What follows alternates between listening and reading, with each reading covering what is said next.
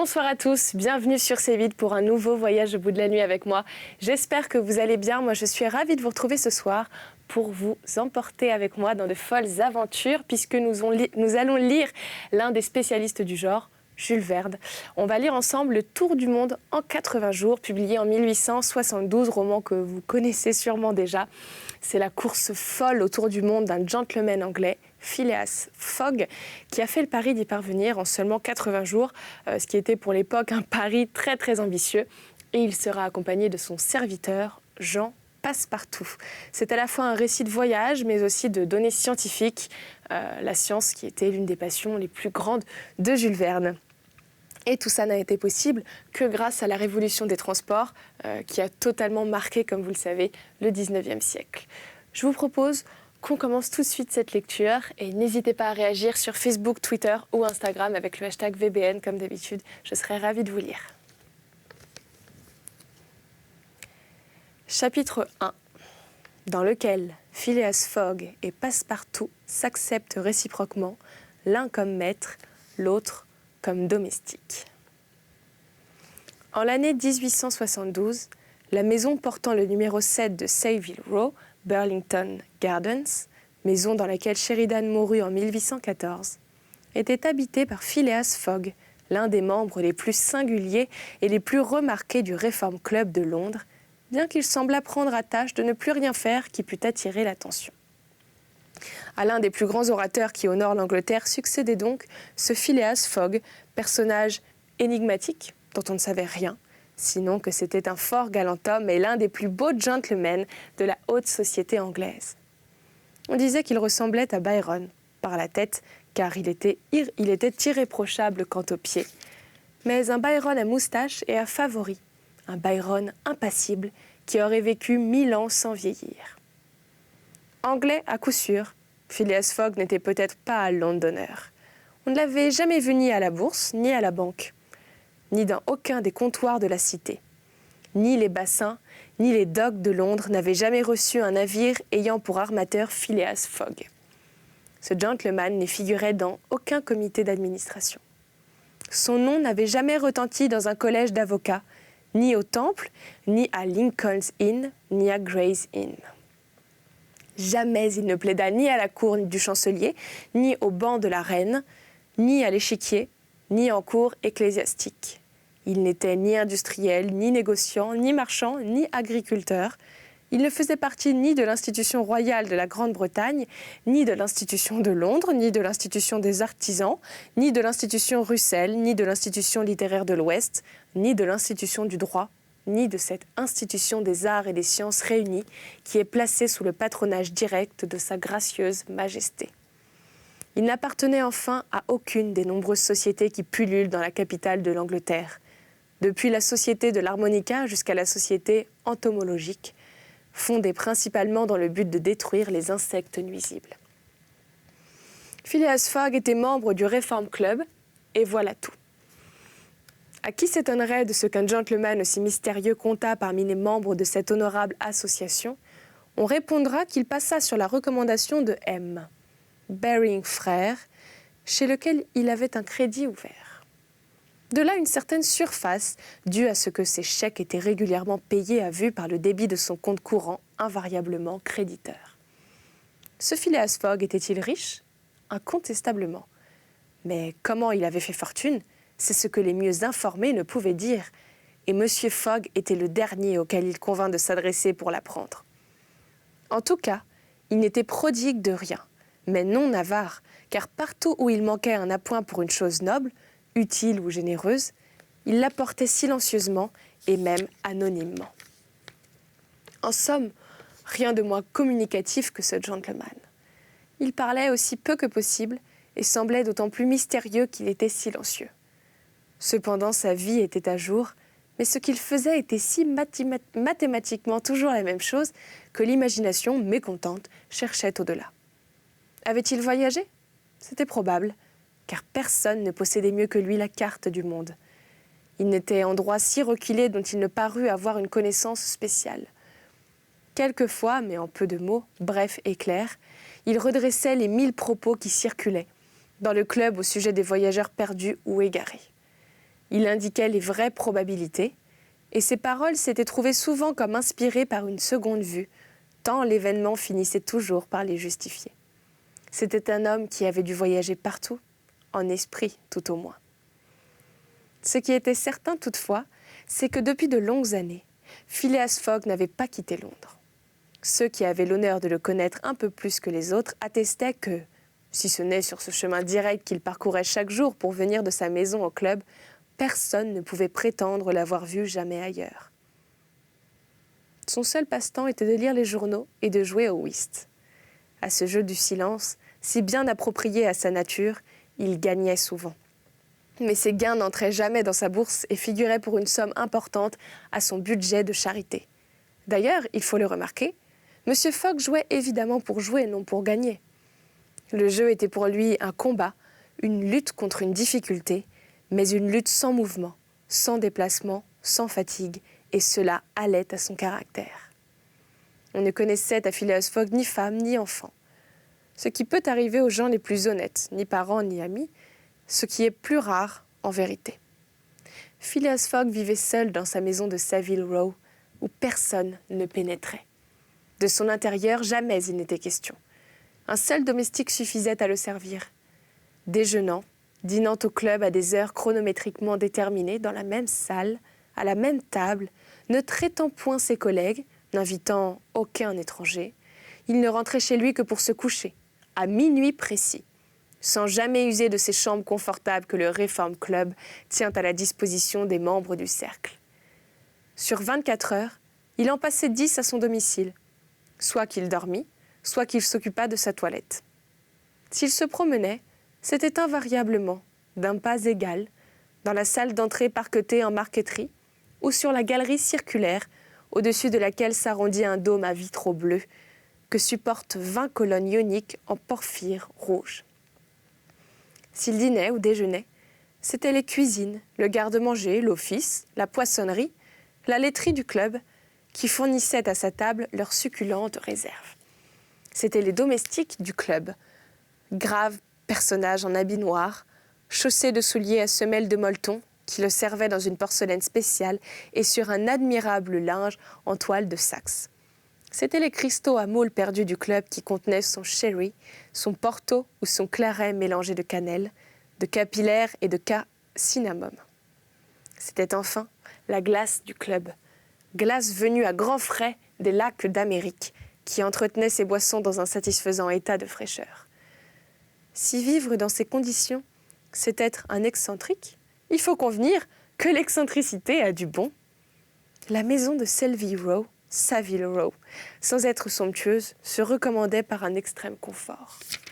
D'ailleurs, avec les habitudes invariables du locataire, le service s'y réduisait à peu.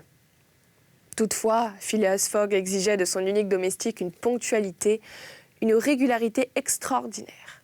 Ce jour-là même, 2 octobre, Phileas Fogg avait donné son congé à James Forster. Ce garçon s'étant rendu coupable de lui avoir apporté pour sa barbe de l'eau à 84 degrés Fahrenheit au lieu de 86. Et il attendait son successeur, qui devait se présenter entre 11h et 11h30. Phileas Fogg, carrément assis dans son fauteuil, les 2 pieds rapprochés comme ceux d'un soldat à la parade, les mains appuyées sur les genoux, le corps droit, la tête haute, regardait marcher l'aiguille de la pendule, appareil compliqué qui indiquait les heures, les minutes, les secondes, les jours, les quantièmes et l'année. À 11h30 sonnant, M. Fogg devait, suivant sa quotidienne habitude, quitter la maison et se rendre au Reform Club. En ce moment, on frappa à la porte du petit salon dans lequel se tenait Phileas Fogg. James Forster, le congédié, apparut. « Le nouveau domestique, dit-il. Un garçon âgé d'une 30aine d'années se montra et salua. « Vous êtes français et vous vous nommez John ?» lui demanda Phileas Fogg. « Jean, n'en déplaise à monsieur, » répondit le nouveau venu. « Jean Passepartout, un surnom qui m'est resté et que justifiait mon aptitude naturelle à me tirer d'affaire. Je crois être un honnête garçon, monsieur, mais pour être franc, j'ai fait plusieurs métiers. J'ai été chanteur ambulant, écuyer dans un cirque, faisant de la voltige comme Léotard et dansant sur la corde comme Blondin. Puis je suis devenu professeur de gymnastique, afin de rendre mes talents plus utiles. Et en dernier lieu, j'étais sergent de pompiers à Paris. J'ai même dans mon dossier des incendies remarquables. Mais voilà 5 ans que j'ai quitté la France et que, voulant goûter de la vie de famille, je suis valet de chambre en Angleterre. Or, me trouvant sans place et ayant appris que M. Phileas Fogg était l'homme le plus exact et le plus sédentaire du Royaume-Uni, je me suis présenté chez monsieur avec l'espérance d'y vivre tranquille et d'oublier jusqu'à ce nom de Passepartout. « Passepartout me convient », répondit le gentleman. « Vous m'êtes recommandé. J'ai de bons renseignements sur votre compte. Vous connaissez mes conditions ? » ?»« Oui, monsieur. »« Bien. Quelle heure avez-vous ? » « 11h22, répondit Passepartout, en tirant des profondeurs de son gousset une énorme montre d'argent. « Vous retardez, dit M. Fogg. « Que monsieur me pardonne, mais c'est impossible. Vous retardez de 4 minutes, n'importe. Il suffit de constater l'écart. Donc, à partir de ce moment, 11h29 du matin, ce mercredi 2 octobre 1872, vous êtes à mon service. » Cela dit, Phileas Fogg se leva, prit son chapeau de la main gauche, le plaça sur sa tête avec un mouvement d'automate et disparut sans ajouter une parole. Passepartout entendit la porte de la rue se fermer une première fois. C'était son nouveau maître qui sortait, puis une seconde fois, c'était son prédécesseur James Forster qui s'en allait à son tour. Passepartout demeura seul dans la maison de Saville Row. Chapitre 2, où Passepartout est convaincu qu'il a enfin trouvé son idéal. « Sur ma foi, se dit Passepartout, un peu ahuri tout d'abord, j'ai connu chez Madame Tussaud des bons hommes aussi vivants que mon nouveau maître. Il convient de dire ici que les bons hommes de Madame Tussaud sont des figures de cire, fort visitées à Londres et auxquelles il ne manque vraiment que la parole. » Pendant les quelques instants qu'il venait d'entrevoir Phileas Fogg, Passepartout avait rapidement, mais soigneusement, examiné son futur maître. C'était un homme qui pouvait avoir 40 ans, de figure noble et belle, haut de taille, qui ne déparaît pas un léger embonpoint, blond de cheveux et de favoris, front uni sans apparence de rides aux tempes, figure plutôt pâle que colorée, dents magnifiques. Il paraissait posséder au plus haut degré ce que les physionomistes appellent le repos dans l'action, faculté commune à tous ceux qui font plus de besogne que de bruit. Calme, flegmatique, l'œil pur, la paupière immobile, c'était le type achevé de ces Anglais à sang-froid qui se rencontrent assez fréquemment dans le Royaume-Uni et dont Angelica Kauffmann a merveilleusement rendu sous son pinceau l'attitude un peu académique. Vu dans les divers actes de son existence, ce gentleman donnait l'idée d'un être bien équilibré dans toutes ses parties, justement pondéré, aussi parfait qu'un chronomètre de Leroy ou de Earnshaw. C'est qu'en effet, Phileas Fogg était l'exactitude personnifiée, ce qui se voyait clairement à l'expression de ses pieds et de ses mains, car chez l'homme, aussi bien que chez les animaux, les membres eux-mêmes sont des organes expressifs des passions. Phileas Fogg était de ces gens mathématiquement exacts, qui, jamais pressés et toujours prêts, sont économes de leurs pas et de leurs mouvements. Il ne faisait pas une enjambée de trop, allant toujours par le plus court. Il ne perdait pas un regard au plafond. Il ne se permettait aucun geste superflu. On ne l'avait jamais vu ému ni troublé. C'était l'homme le moins hâté du monde, mais il arrivait toujours à temps. Toutefois, on comprendra qu'il vécut seul et pour ainsi dire en dehors de toute relation sociale. Il savait que dans la vie, il faut faire la part des frottements. Et comme les frottements retardent, il ne se frottait à personne. Quant à Jean, dit Passepartout, un vrai Parisien de Paris, depuis 5 ans qu'il habitait l'Angleterre et y faisait à Londres le métier de valet de chambre, il avait cherché vainement un maître auquel il pût s'attacher. Passepartout n'était point un de ces frontins ou mascarilles qui, les épaules hautes, le nez au vent, le regard assuré, l'œil sec, ne sont que d'impudents drôles. Non, Passepartout était un brave garçon, de physionomie aimable, aux lèvres un peu saillantes, toujours prête à goûter ou à caresser. Un être doux et serviable, avec une de ces bonnes têtes rondes que l'on aime avoir sur les épaules d'un ami. Il avait les yeux bleus, le teint animé, la figure assez grasse pour qu'il pût lui-même voir les pommettes de ses joues, la poitrine large, la taille forte, une musculature vigoureuse, et il possédait une force herculéenne que les exercices de sa jeunesse avaient admirablement développée. Ses cheveux bruns étaient un petit peu rageurs. Si les sculpteurs de l'Antiquité connaissaient 18 façons d'arranger la chevelure de Minerve, Passepartout n'en connaissait qu'une pour disposer la sienne. 3 coups de démêloir, et il était coiffé. De dire si le caractère expansif de ce garçon s'accorderait avec celui de Phileas Fogg, c'est ce que la prudence la plus élémentaire ne permet pas. Passepartout serait-il ce domestique foncièrement exact qu'il fallait à son maître ? On ne le verrait qu'à l'user.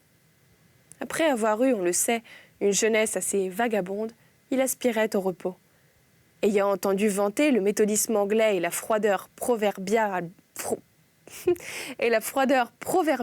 des gentlemen, il vient chercher fortune en Angleterre. Mais jusqu'alors, le sort l'avait mal servi. Il n'avait pu prendre racine nulle part. Il avait fait 10 maisons. Dans toutes, on était fantasque, inégal, coureur d'aventure ou coureur de pays, ce qui ne pouvait plus convenir à Passepartout. Son dernier maître, le jeune lord Longsferry, membre du Parlement, après avoir passé ses nuits dans les oyster rooms d'Haymarket, rentrait trop souvent au logis sur les épaules des policemen.